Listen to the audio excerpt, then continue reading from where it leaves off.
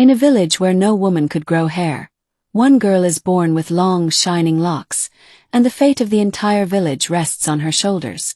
Hated, betrayed, and shaven for a crime she didn't commit, Elara must survive jealousy, deceit, and ancient curses to fulfill a prophecy that could change everything. Will innocence and courage be enough to break the curse and heal a generation of women? Sparkles a gripping tale of betrayal, resilience, and redemption. The night Elara was born, the sky did not rest.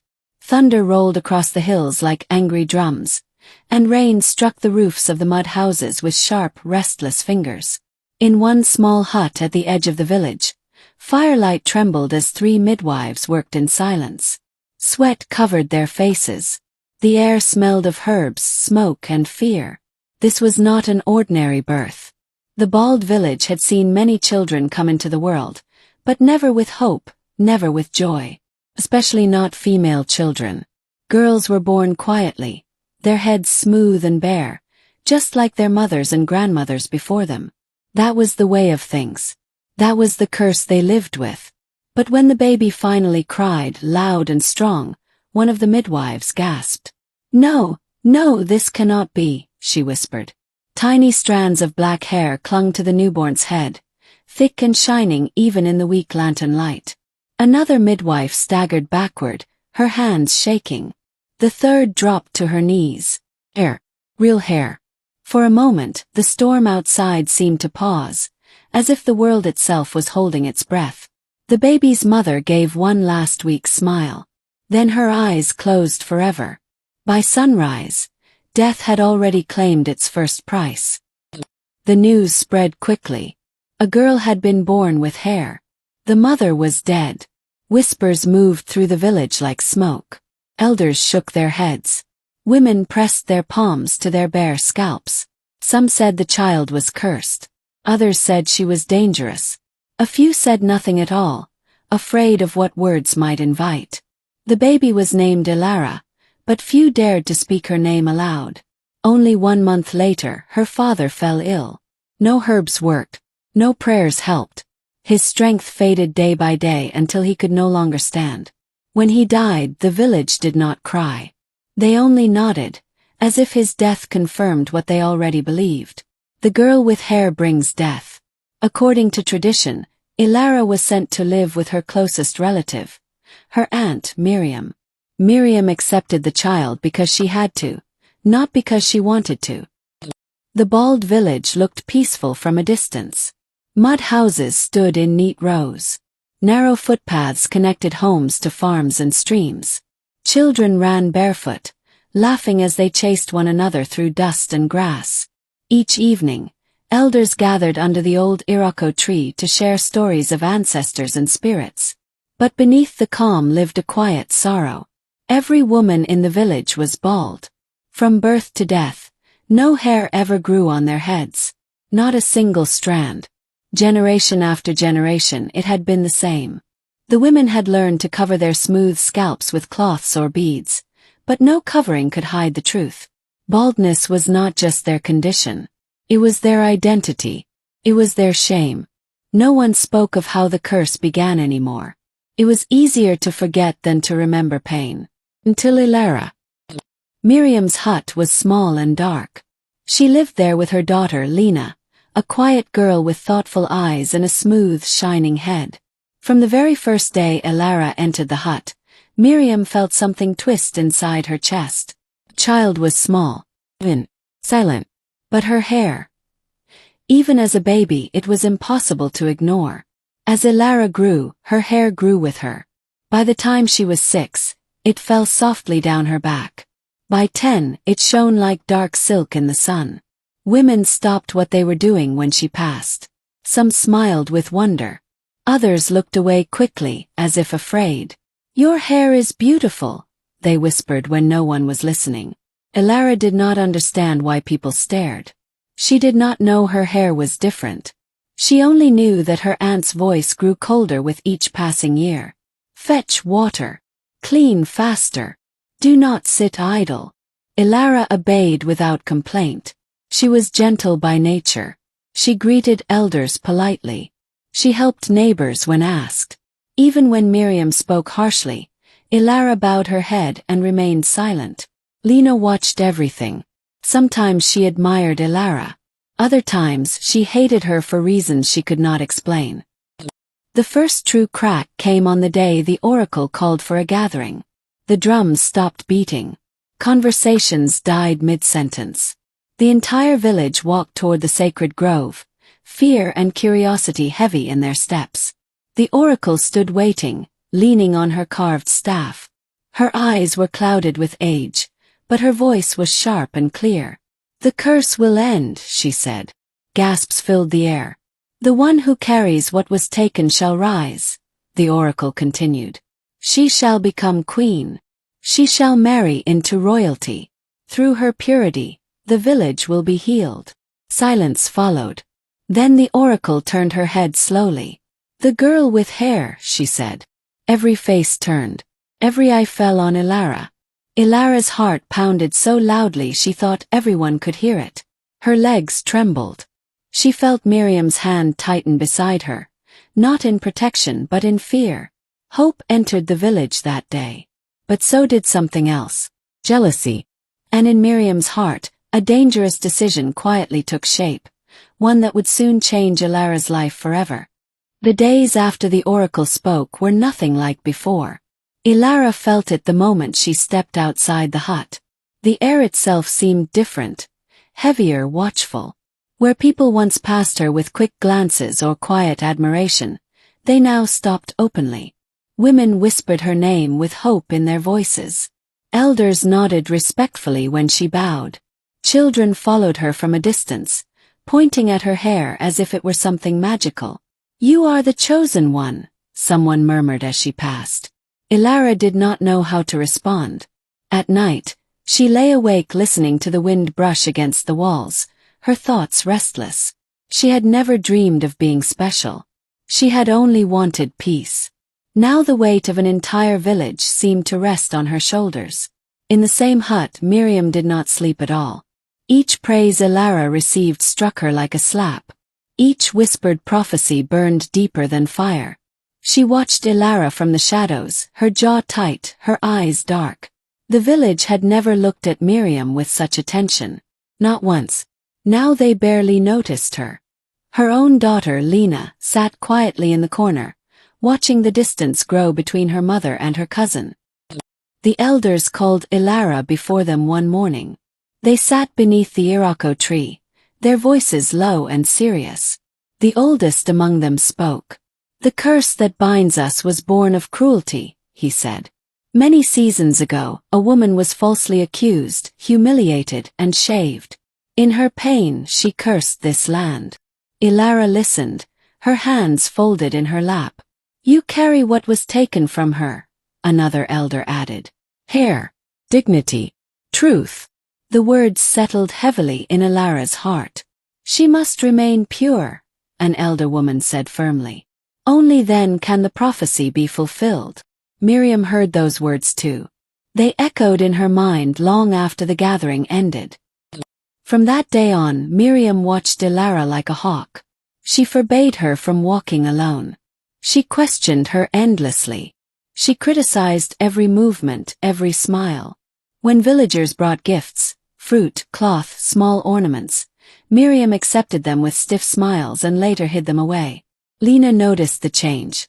"Mother," she said one evening, her voice hesitant, "why are you so angry with Elara?" Miriam's eyes flashed. "You are a child.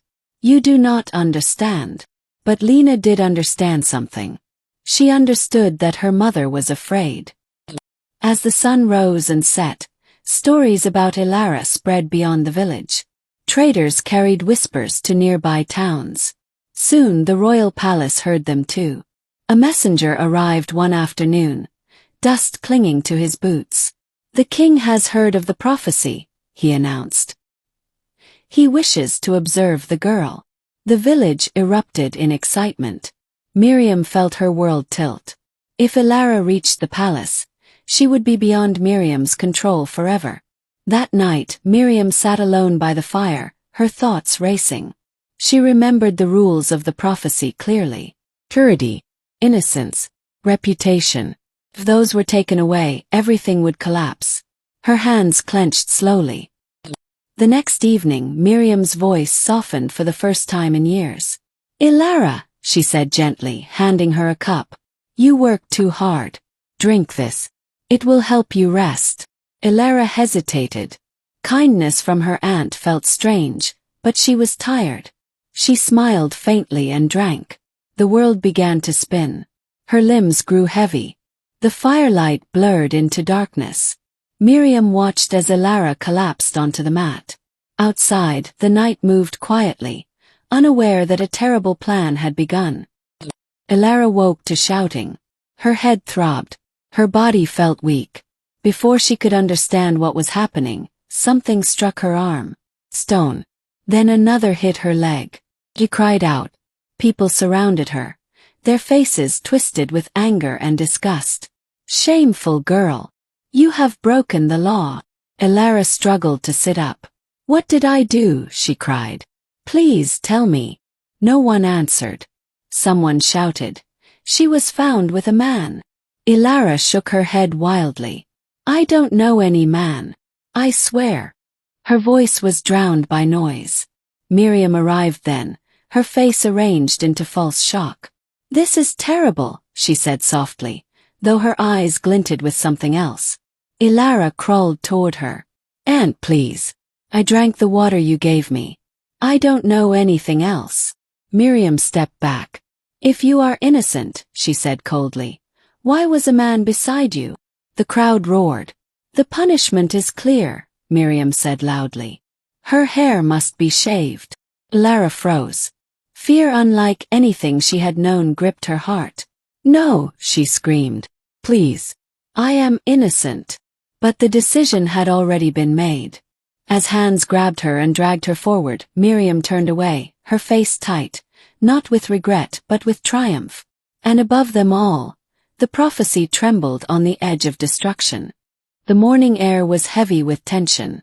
The bald village had gathered near the center square, the same dusty space where generations had performed rituals, punished the guilty, and celebrated births. Today, however, it would witness something darker. The shaming of Elara, the girl with hair. Her legs trembled as she was pushed forward. Stones and sticks littered the ground, left from earlier warnings and threats. Children peeked from behind huts, their eyes wide, unsure whether to cry or run. Women covered their bare heads with thin cloths, whispering prayers that Elara might be spared. But deep down, even they feared the weight of the oracle's words. Elara's heart pounded. Her chest rose and fell rapidly, each breath sharp with panic. She could not understand what had happened. She had been resting after a long day. She had followed her aunt's instructions. Yet here she was, accused, surrounded, and powerless. "Do you confess?" a man demanded, his voice echoing across the square. I don't know what you mean," Elara stammered. "I am innocent. I know no man." The villagers hissed and spat. Their voices rose, angry and unforgiving. "Then the punishment will show the truth." Miriam stepped forward, her eyes cold as flint. She held her head high, speaking to the crowd as if she were their voice of justice. "Her hair must be removed. Only then will she be like the rest of us, cleansed of her shame." Elara fell to her knees, clutching the long strands of her hair that had grown like a gift of light around her. "Please," she cried. "I did nothing wrong. I swear it." But no one moved to stop them. Hands seized her shoulders, strong, unyielding. Another pair pressed her down. She struggled, but strength seemed to slip away from her as if the very earth had turned against her. The sharp metallic edge of a blade pressed against her scalp, cold, unforgiving.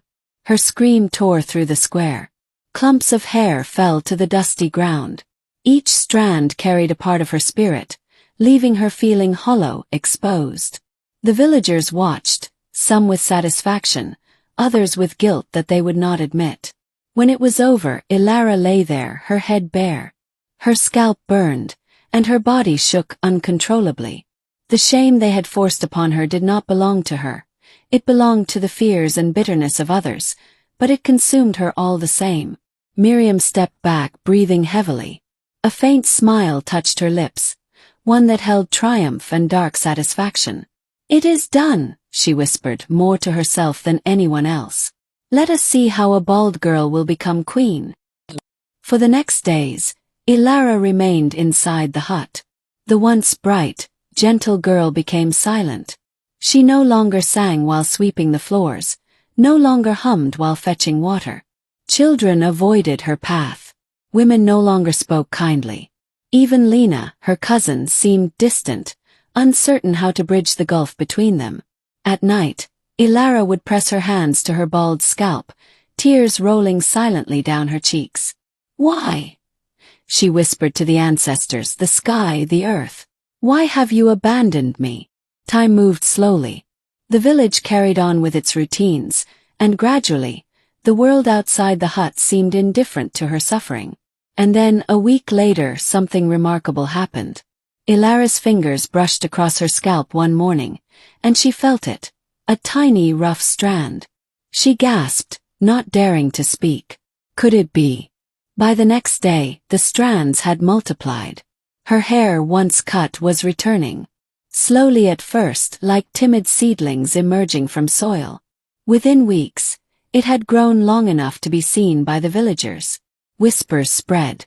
"How is this possible?" they asked, eyes wide with fear and awe. "She was shaven. She was punished." Miriam's face turned pale. She had believed her plan perfect, final.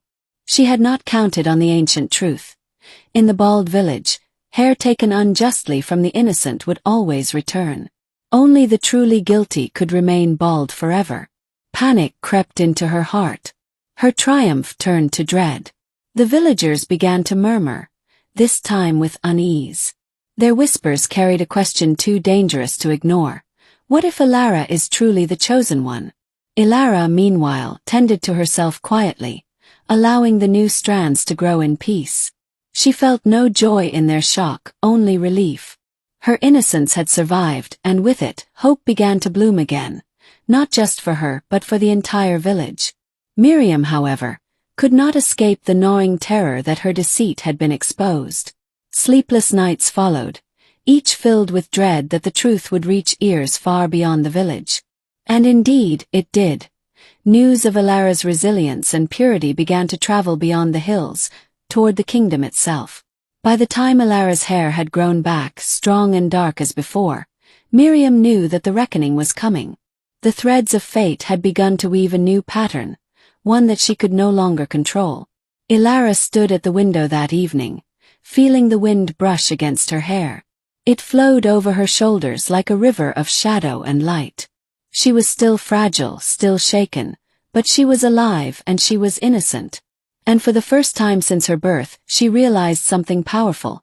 She could not be broken, not by the village, not by her aunt, and not even by fear itself. The prophecy had not been destroyed. It had only begun. The news arrived like a storm breaking across the mountains. King Aldrich had heard of Elara, the girl with hair, and the prophecy surrounding her. Guards rode into the bald village, their armor glinting in the sun, and the villagers gathered once more, their faces a mixture of awe, fear, and curiosity. Miriam and Lena trembled as the royal entourage approached. Miriam's hands shook as she adjusted her wrapper, attempting to hide her panic. She had thought herself clever, untouchable. Now, the world beyond the village demanded answers. Elara stood in the square, her hair flowing in dark waves over her shoulders. She had grown stronger over the weeks since her hair had returned, her spirit mending even as her body healed. When the guards arrived, she did not bow in fear. She simply stood tall, the girl who had been shaven, humiliated, and accused, now the embodiment of the prophecy's hope. The chief guard spoke first. "Bring forth the one who falsely accused this child." Whispers rose like wind over dry leaves. Miriam stepped forward, trying to maintain her composure. "It was," she began, but the voice of Rowan, the man she had bribed to stage the false scene, cut through her lies like a blade. "I was paid to lie," Rowan said, standing before the villagers and the guards. "She did nothing wrong." The child is innocent. A stunned silence followed. Miriam's knees buckled slightly. Lena hid her face in her hands, ashamed of the deceit she had witnessed. The villagers looked between Rowan and Miriam, realization dawning across their faces. King Aldrich stepped forward, his gaze sharp and commanding. "Justice will be done," he said. "The innocent shall be protected. The guilty shall face the consequences of their actions." Miriam fell to her knees, begging, but no one offered mercy. Her schemes had unraveled completely. Elara was cleared, her innocence acknowledged publicly. She walked with the guards to the palace, her heart steady and calm. Prince Julian, heir to the neighboring kingdom, met her at the palace gates. He had heard the stories, seen the reports, and he regarded her with respect, not pity. "Welcome," he said simply, offering his hand. Elara took it without hesitation. There was no fear in her eyes, only resolve. The day of the royal ceremony arrived. Drums echoed across the palace courtyard, and women from the village watched in disbelief as Elara, radiant and regal, walked with dignity. As she passed, they saw her hair cascade like a river of night, a living proof of truth and resilience. Then something extraordinary happened. Tiny, delicate strands began to appear on the heads of women across the village. First, only a few noticed, but within hours, the growth became undeniable. Baldness, the curse that had haunted the village for generations, began to fade. Mothers wept quietly as they touched their new hair. Children laughed and ran through the streets, tossing their heads in joy. The curse, long feared, had been broken. "It is her hair," someone whispered. "Her innocence has healed us all." Elara stood beside Prince Julian as the villagers watched, no hint of pride in her eyes, only compassion. She had been betrayed, shamed and hurt, yet she did not seek revenge. Instead she forgave. She understood that anger and bitterness could destroy a soul, but truth and goodness had the power to rebuild even the deepest wounds. Miriam and Lena, humbled and defeated, were made to labor under the sun, carrying water and firewood, witnessing the life they had tried to destroy rise and flourish.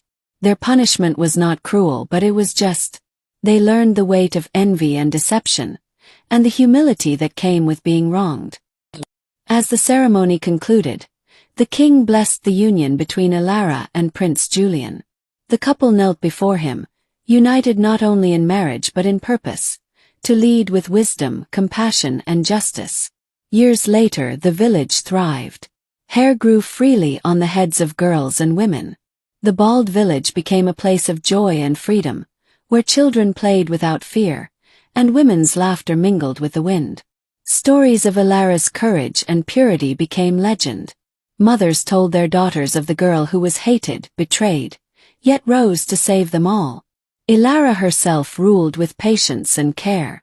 She did not forget the lessons of her past, nor the cruelty that had been inflicted upon her, but she did not allow it to harden her heart. She became a queen who inspired loyalty, respect and love, not fear. One evening, she stood on the balcony of the palace, watching the sunset over the village she had saved. Her hair caught the last rays of the sun, flowing like a river of shadow and gold. She had endured, survived and triumphed. She had broken the curse, healed a village, and discovered the power of truth, courage and compassion. The bald village was free at last. And Elara, the girl who had been hated for her hair, shone brighter than anyone could have imagined, an eternal symbol of hope, resilience, and the strength of innocence.